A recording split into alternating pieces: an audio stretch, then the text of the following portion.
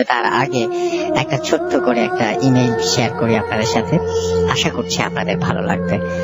তো আমি দেখতে পাচ্ছি যিনি লিখেছেন তিনি তার মতো করে আমি পড়ছি। হ্যালো রাসেল ভাই, আশা করি ভালো আছেন। আমার নাম মোহাম্মদ হাসান, জন্ম কুমিল্লায়। থানার নামটা বলতে চাই না, মাফ করবেন। বর্তমানে আমি সৌদি আরব আছি, এখানে একটা কোম্পানিতে আমি চাকরি করি। অযথা সময় নষ্ট করে না করে আমি ঘটনায় চলে যাই। 2006 সালের মাঝামাঝি একটা সময়, ক্লাস 3 একজন ছাত্র তখন। আব্বু তখন বিদেশে। মায়ের সাথে ঘুমাতে পছন্দ করতাম। শুধু আমি না, আমার বড় বোনও মায়ের সাথে ঘুমাতে পছন্দ করত। তেমনি একদিন আমি, আম্মু, আপু ঘুমাচ্ছিলাম। হঠাৎ মাঝরাতে আমার ঘুম ভেঙে যায়। কিছু একটা আমাদের সামনে, আমাদের বালিশের সামনে দাঁড়িয়ে আছে। আপু আম্মাকে ধাক্কা দিলেন ওঠার জন্য, কিন্তু তারা উঠছেন না। দেখে আমিও চোর চোর বলে চিৎকার দিলাম।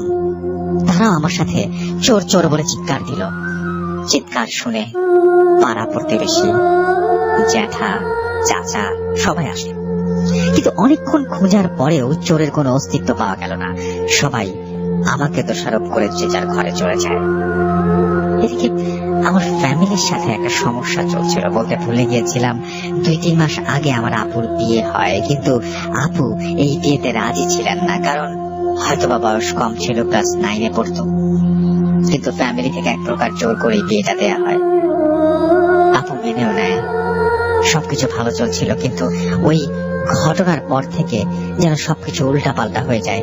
আপু আর শ্বশুর বাড়ি যাবেই না। জোর জবরদস্তি করতে চাইলে বলে আমি সুইসাইড করব।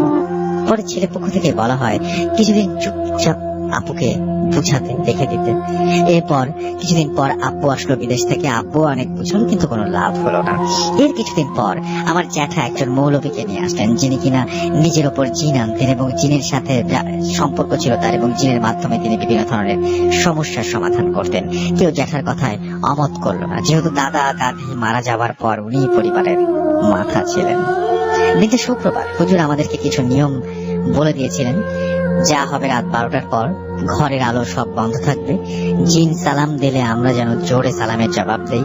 3 গ্লাসের পানিতে কিছু একটা পরে রাখলেন তিনি গ্লাসের পানিতে কিছু একটা পরে রাখলেন এবং বললেন জিন চলে যাবার পর এই গ্লাস থেকে যেন ওনার মুখে পানি ছিটিয়ে দেয়া হয়।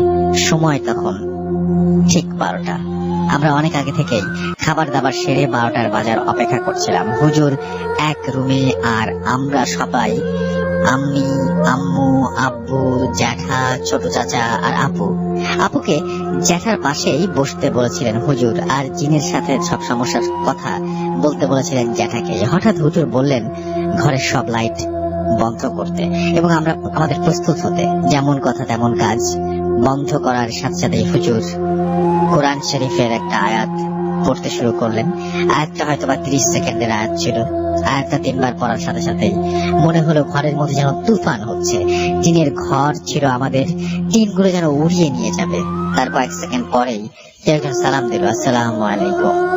এত গম্ভীর আর এত মোটা কণ্ঠস্বর কোন সাধারণ মানুষের পক্ষে সম্ভব না এভাবে কথা বলা।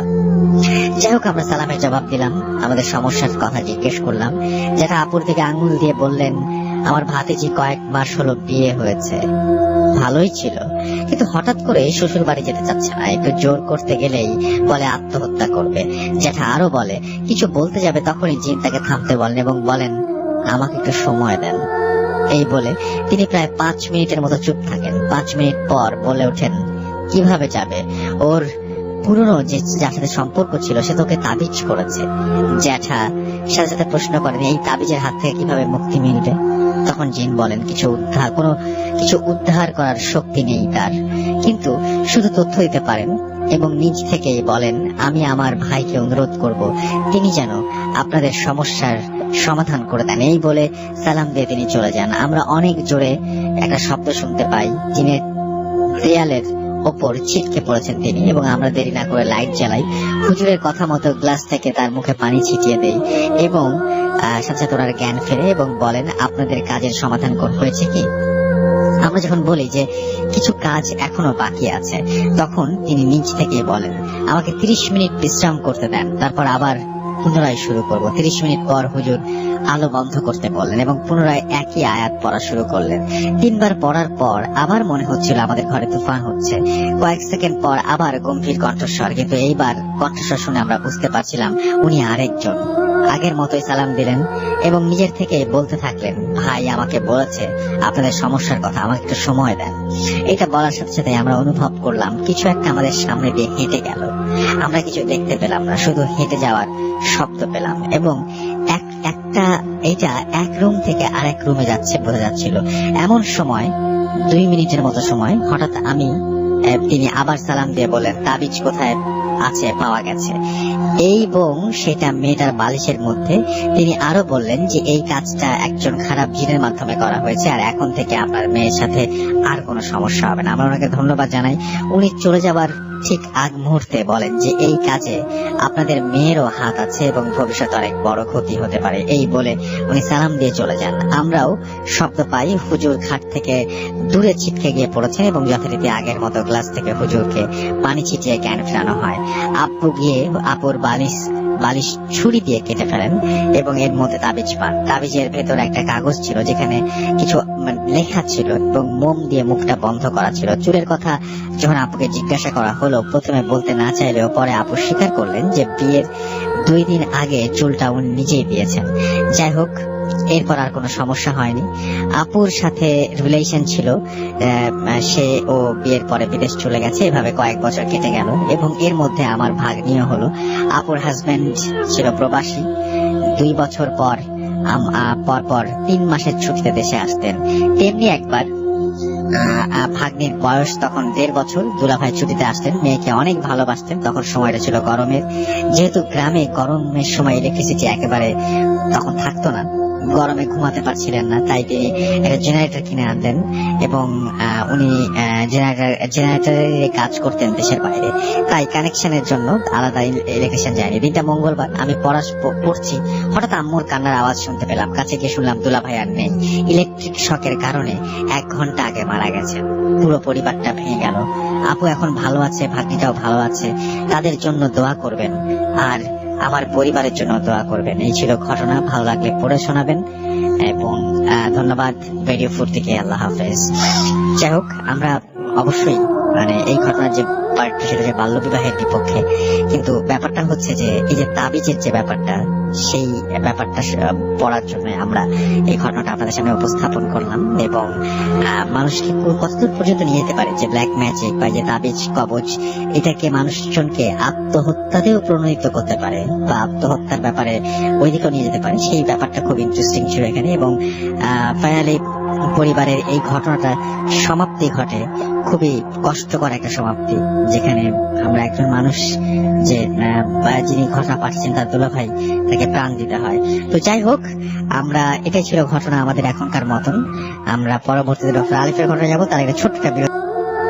তারপরে আমরা আজকে 3 জনই কিন্তু আমাদের এখানে আছে এবং ঘুরে ফিরে 3 জন দুটো করে ঘটনা বলবেন। সে সাথে আমাদের বেশ কিছু অডিও ক্লিপ আছে। অলরেডি আপনারা সেটা ফেসবুকের পোস্টে দেখেছেন যে অডিও ক্লিপ আজকে প্লে করা হবে। সো জমজমাট একটা এপিসোড হবে, সেই বিষয়ে আমি আগে থেকে আপনাদের কথা দিতে পারি, কারণ এখানে জমজমাট সব মানুষেরা রয়েছেন।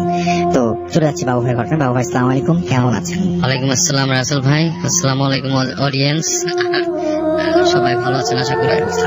রাসেল ভাই, এই কাহিনীটা শুরু করবো, এটা একটা গ্রামের কাহিনী।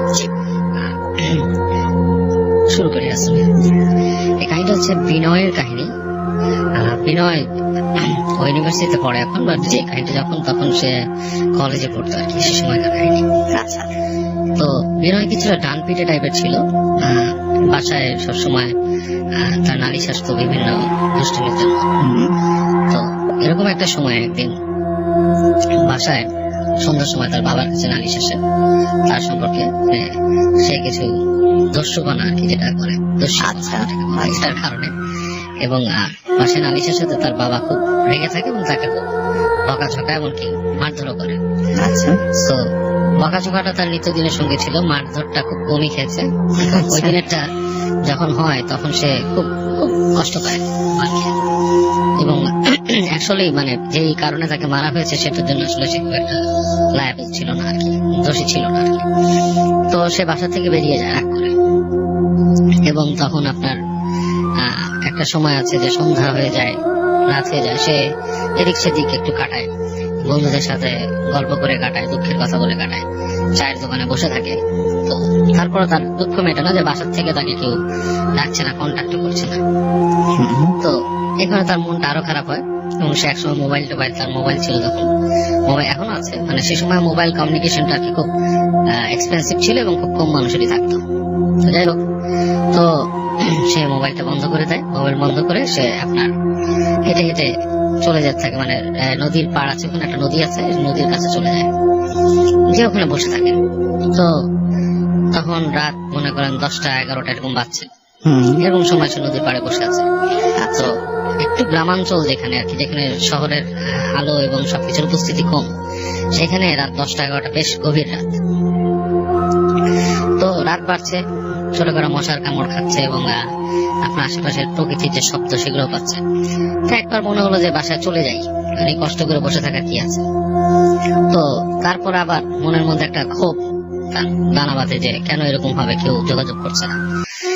নানা রকম মানসিক কষ্ট এসে বসেই থাকে, ডিসিশন নেয় যে সে যাবে না বাসায়।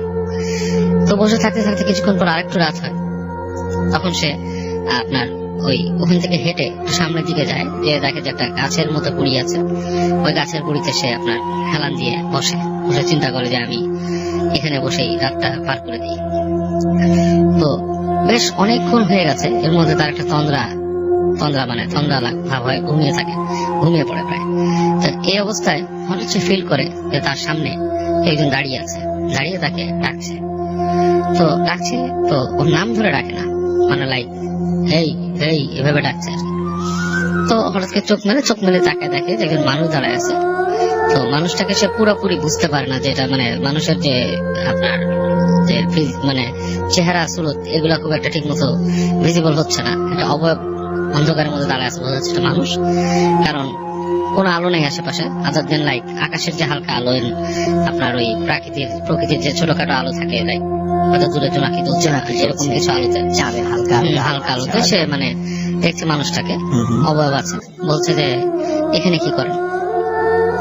তো বলতেছে যে এখানে কি করি মানে আপনি কে? তো বলতেছে যে আমি এখানেই লোক, আপনি এখানে কি করতেছেন? এটা আমার এলাকা, এখানে বসে আছেন কি ব্যাপার রাতের বেলা? তো বলতেছে যে আমি এখানে আছি, তো আপনার সমস্যাটা কি? আমি আমার বাসা থেকে আসছি। বাসা কোথায়? বলছে এই তো বেশ খানিকটা দূরেই আছে। তো বলে কি মন খারাপ? তো বলতেছে যে হ্যাঁ আমার মনটা একটু খারাপ আছে। তাহলে চলেন আসেন সামনে যাই, আপনার মন ভালো করি গল্প করবো। তো বলে চলেন।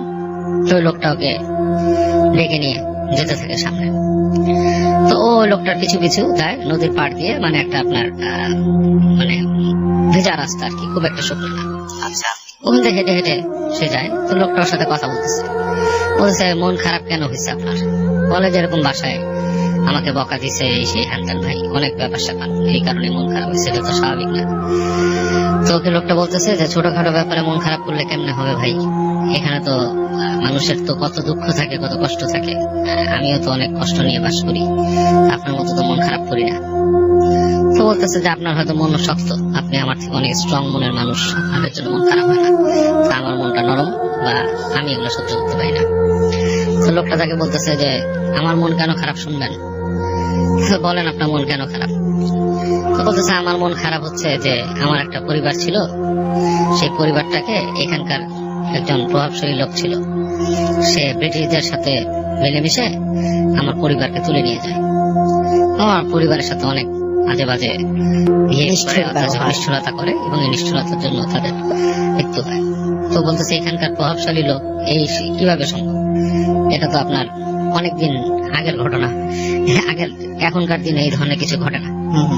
তো বলতেছে আপনাকে কে বলছে যে এখানে এত কিছু ঘটে না? এখানে এটা অনেক পুরানো ঘটনাই বলছি আপনাকে, আমি মানে রিসেন্ট টাইমের ঘটনা বলছি না। আপনি পুরান ঘটনা বলতেছেন, আপনি তো দেখতে মনে হচ্ছে একটা ইয়াং মানুষ। হ্যাঁ আমি ইয়াং মানুষ। তখন বলতেছে শুনেন, আপনি আরো শুনেন। তারপর কি? আমার পরিবারের সাথে এরকম করে, এবং এক সময় আমি এটার প্রতিবাদ করাই, আমাকে ধরে নিয়ে আসে, এনে ওই যে এখানে যে আপনার গাছটার গড়ায় বসেছিলেন ওখানে আমাকে বেদম পিটায় বেঁধে রাখে এবং আমি পরদিন এখান থেকে বেরিয়ে যাই, যে এই জিনিসগুলো নালিশ করি, হ্যাঁ, আরো মানুষের কাছে। এবং আমাকে একসময় ধরে এনে এই গাছের গোড়ায় নিয়ে আসে, এসে রাতের বেলা আমাকে ডিক্যাপিটেট, মানে আমার গলা কেটে ফেলে। এটা সে ও থতমত হয়ে যায় যে এইবার মানে একেবারে গলা কেটে ফেলে, মানে আপনার গলা কেটে ফেলে, আপনি সুস্থ মানুষ কি বলেন, দেখতে আপনি সুস্থ মানুষ দাঁড়ায় আছে, বলে আমি যে আছি এটা আপনাকে কে বলছে? আমি কি আছি আপনার মনে হয়? আমি কিন্তু আমার একটা অংশ আছে, আপনি কিন্তু আমাকে দেখতেছেন যেটা, যে আমি কিন্তু সেই মানুষটা না। বাসায় চলে যান। ও একটু থতমত খায়, ভয় পায়, বেশ ভয় তার মধ্যে স্বাভাবিক, দানা খুবই বেঁধে স্বাভাবিক। ওঠে, কিন্তু তারপরও মনে করে একটা জলজন্ত মানুষ দাঁড়ায় এগুলো বলতেছে, যদিও মানুষটাকে সে দেখতে পাচ্ছে না, মানে একটা অবয়বের মতো। অবয়বের মতো বোঝা যাচ্ছে যে একটা মানুষ দাঁড়া আছে, চেহারাটা দেখা যাচ্ছে না। তো বলে, ভাই আপনি ফাইজলামি করতেছেন, আমার এসব ফাইজলামি শোনার সময় নেই, আপনি থাকেন। বলে, আপনি বাসায় চলে যান, আপনার বাপ মা অনেক চিন্তা করতেছে আপনাকে নিয়ে, হ্যাঁ, তারা কিন্তু আপনার মা জেগে আছে, বসে আছে আপনার জন্য, আপনি যান। তো ঘুরে হাঁটা দেয়। আচ্ছা, হাঁটতে থাকে আর মনে মনে চিন্তা করে যে ধুর, কি একটা ফাজিল লোক, কি সব বললো। ও পিছনে তাকায় দেখে লোকটা নাই। আচ্ছা, তো ও যখন হেঁটে যাচ্ছে, যেতে যেতে তখন মোটামুটি আরো শিওর হয়ে যায়। আরো সেরেছে, তো বেশ দূরে এসে পড়ছে। তো এই সময় ওর ইচ্ছা হয় যে তার কাছে আপনার সিগারেট ছিল, সিগারেট খাবে আর কি। তো পকেট থেকে একটা সিগারেট বের করে দেশলাই জ্বালায়। তো হঠাৎ করে বেশ আলোকিত হয়ে যায় জায়গাটা, একটা সিগারেট, একটা ম্যাচের কাঠিতেই বেশ বাতাস, চমৎকার তো ব্যাপারটা। বেশ আলোকিত হয়। তো করে কি, মানে একটা জিনিস খটকা লাগে ওর কাছে যখন আলোটা চলে, তখন সে তাকায় দেখে, আবার জ্বালায়, তাকায় দেখে যে ওর যে মানে হেঁটে যে আসছে, ওর পায়ে যে একটা স্যান্ডেলের মতো ছিল সেটা ছাপ আছে, তার সাথে আরেকটা পায়ের ছাপ আছে। তো সেই পায়ের ছাপটা পুরো উল্টা, মানে আচ্ছা, সোজা না, মানে একই পেসে গেছে ওইদিকে, কিন্তু পায়ের ছাপটা উল্টো গেছে, উল্টো দিকে কেউ হেঁটে গেছে এরকম। উল্টো দিকে কেউ হেঁটে গেছে।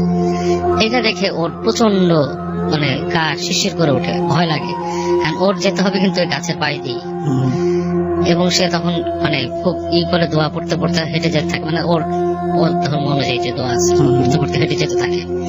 হেঁটে যেতে যেতে গাছের পাশে যখন আসে, তো ছ্যাত করে ওঠে বুকটা, মনে করে যে এখানেই তো ঘটনাটা ঘটছে বা এই ধরনের কিছু বলছে। তো যখন আরো সামনে চলে যায়, পিছন থেকে ও ডাক শুনে, লোকটা বলে আপনি বাসায় বাড়ি চলে যান, কোনো চিন্তা নেই। হুম, হেঁটে হেঁটে ও চলে আসে। বাসায় এসে ঠিকই দেখে যে ওর মা ওই আপনার বাসার ইসের মধ্যে বাতি জেলে বসে আছে ওর জন্য। আচ্ছা, তো যে ঢুকে ঢুকে বলে যে আমি একটু হয়ে গেছিলি, মা তো খুব টেনশন এসে, তোমার বাবা রাগ করলে হয়ে যেতে হয় না সে।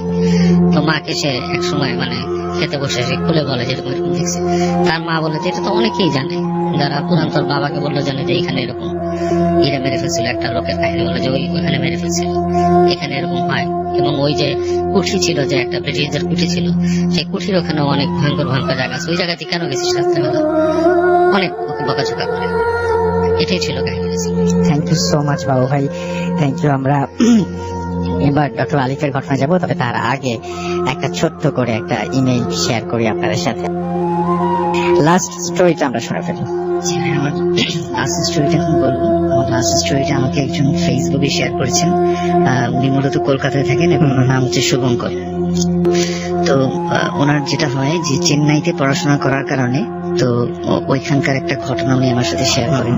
তো ঘটনাটা হচ্ছে, মেনলি অনেকেই হয়তো শুনে থাকবেন, চেন্নাই টু পন্ডিচেরি যে রোডটা, মানে হাইওয়ে রোডটা, মানে যেটা ওয়েস্ট বেঙ্গলকে চেন্নাইয়ের সাথে সংযুক্ত করেছে, মানে দক্ষিণ ভারতের সাথে। তো সেই রোডটার একটা ঘটনা উনি আমাকে বলেন। তো ওনাদের একটা সময় যেটা হয়েছে, গত বছরের দিকে, এটা 2016-এর ডিসেম্বরের দিকের ঘটনা। তখন ঠিক এক বছর আগে, একটা বছর আগে, তখন মোটামুটি ভালো ঠান্ডা ওই চেন্নাইতে। তো ওনারা যেটা করেন যে ওনাদের সেমিস্টার ফাইনাল হয়ে যাওয়ার পরে ওনারা একটা প্ল্যান করেন যে ওনারা পন্ডিচেরিতে মানে একটা বাংলো ভাড়া করে, যে অনেক হলিডেতে তারা সেই বাংলোটাতে ঘুরতে যাবে। এবং ওই বাংলোটাতে যাওয়ার জন্য ওনারা যেটা করে যে 3-4 জন ফ্রেন্ড মিলে একটা গাড়ি ভাড়া করে। গাড়িটা যেটা হয় যে একদম তাদের বাংলো, সেই বাংলোতে পৌঁছে দেবে। এবং ওনাদের বাংলোটা ছিল ওই যে হাইওয়েটার কথা আমি বললাম, ওটাকে অনেকে বলা ইস্ট কোস্টাল রোড বলে থাকে, স্টেট হাইওয়ে 49 এটার যে নাম। তো এই হাইওয়েটার ঠিক শেষ মাথায়, এবং সেখানে কিছু বন জঙ্গল, এবং সেই বন জঙ্গলের ভিতরেই বাংলোটা। খুব সুন্দর একটা অ্যাডভেঞ্চারাস একটা জায়গা।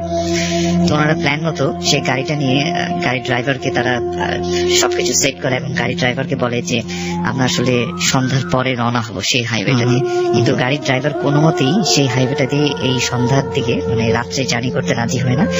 মানে দ্বিগুণ ভাড়া দেওয়ার পর সে সেটা রাজি হয়, এবং রাজি না হওয়ার কারণ হচ্ছে যে এই হাইওয়েটা নিয়ে বেশ কিছু আদিভৌতিক কথা সেখানে প্রচলিত, এবং যেটা মেইন যেটা প্রচলিত সেটা হচ্ছে যে ওখানে যখন চলাচল করার সময় হঠাৎ করে গাড়ির যে ড্রাইভাররা তারা হঠাৎ করে ডার্ক সাইকেলের ভিতর পড়ে যায়।